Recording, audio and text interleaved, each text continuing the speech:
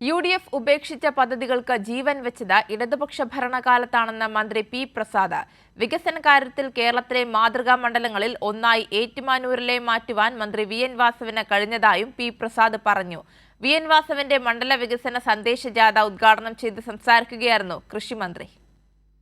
2016 മുതൽ അധികാരത്തിലേറിയ ഇടതുപക്ഷ സർക്കാർ മുൻപെങ്ങും ഇല്ലാത്ത തരത്തിൽ വികസന പദ്ധതികൾ നടപ്പിലാക്കിയതായി മന്ത്രി പി പ്രസാദ് പറഞ്ഞു.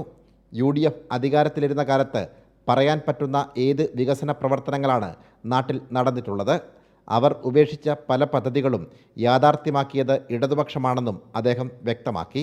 2011 മുതൽ 16 വരെ അധികാരത്തിലിരുന്ന ഗവൺമെന്റിന്റെ കാലത്ത് പറയാൻ പറ്റുന്ന ഏത് വികസന പ്രവർത്തനങ്ങളാണ് നമ്മുടെ നാട്ടിൽ ഉണ്ടായതെന്ന് ആലോചിച്ച് നോക്കുക.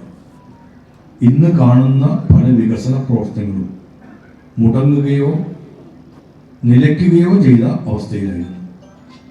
മുടങ്ങിക്കിടക്കുകയും പൂർണ്ണമായി നിലച്ചു പോകുന്ന അവസ്ഥയിലേക്കും എത്തിയിട്ടുള്ള പല പദ്ധതികൾക്കും ജീവൻ വെച്ചത് ഇടതുപക്ഷ മുന്നണി കേരളത്തിൽ അധികാരത്തിലെത്തിയപ്പോഴാണ്.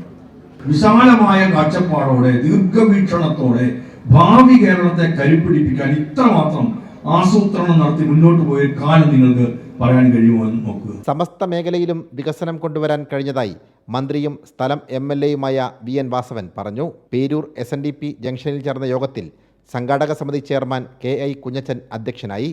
LDF ഘടകകക്ഷി നേതാക്കൾ യോഗത്തിൽ പങ്കെടുത്തു. വികസന സന്ദേശയാത്ര 2 ദിവസങ്ങളിൽ മണ്ഡലത്തിൻ്റെ വിവിധ ഭാഗങ്ങളിൽ പര്യടനം നടത്തും. സാംജിത് ആർപ്പൂക്കരയ്ക്കൊപ്പം സനോജ് സുരേന്ദ്രൻ, കൈരളി ന്യൂസ്, കോട്ടയം.